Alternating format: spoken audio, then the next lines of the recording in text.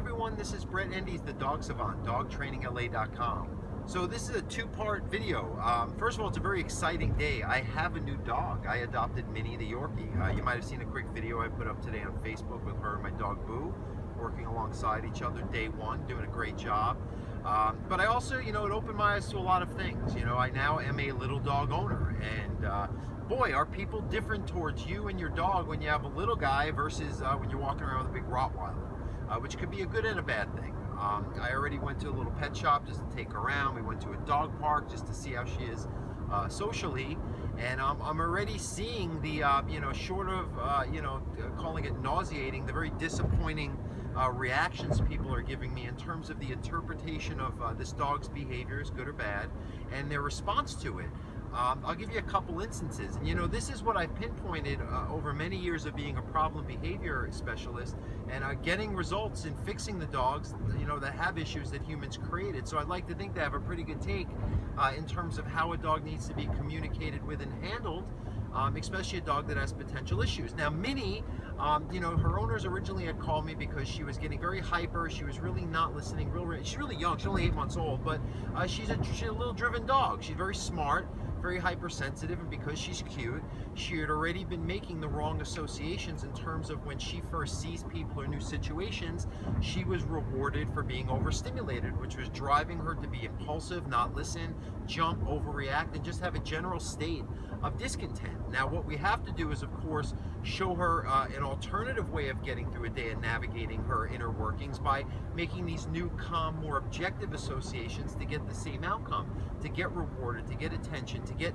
life to move forward, but to associate it with a calm state of mind and inner workings versus this overexcited state that some people really see in a very off-kilter way. So I'll give you two examples. First example is we were at the dog park, and Minnie, who has the perception of, now not with me, I hope not, but up until this point, she had thought that she was, a little too in control around people, and dogs that tend to do this, and I've done a university-level study on this, like to show more submissive, avoidant behaviors when around dogs because they realize that what they're overdoing around humans, they're not going to get away with around dogs, so they like overcompensate to kind of hide their true colors just to stay exist. It's a self-preservation maneuver.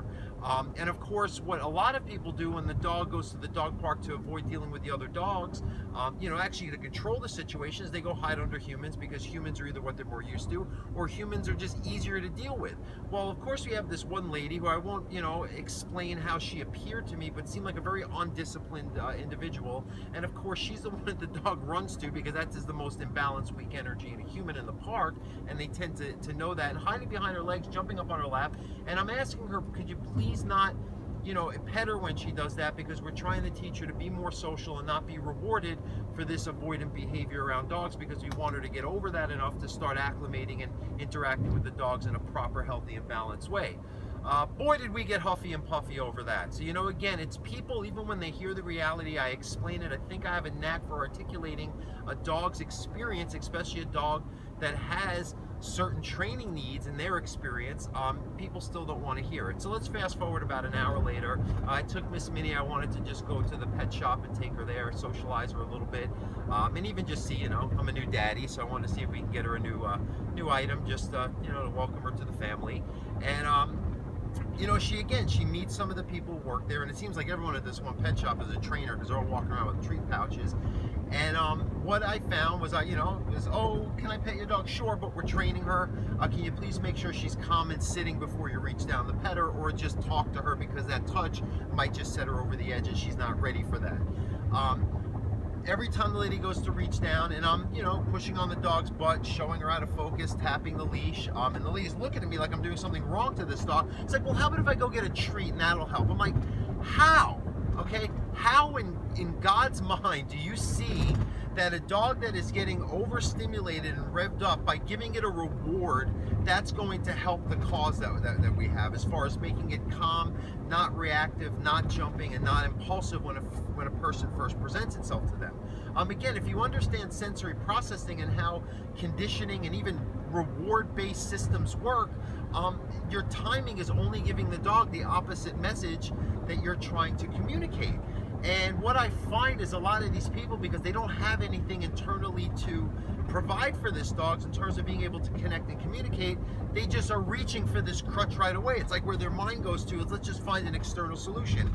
Do you not see the parallel in our world as this being a human problem, as well as that we don't look within to help ourselves with our problems and our feelings and our need to be happy? We try to reach and grasp at the external, and it only creates more problems, more discontent, and more misery, and that's what we're doing with our dogs. So I did want to drive this point home, because a lot of times I get these feelings, I see what I see and I know what I know, but sometimes it's hard to articulate into actual words. So I hope I did a good job here. I'm going to cut this off here. We're almost at 6 minutes, but you know, again, this is just what happens in the world, and until people start seeing, you know, the way that I'm explaining it is maybe the right way to handle these, you know, these potential behavior problems or behavior problems in dogs when they're existing, or even ourselves, we're just headed, you know, down this path more and more of an epidemic of dogs with problems getting put down for behavior issues, and people with problems, and us not being able to connect in our human society as well.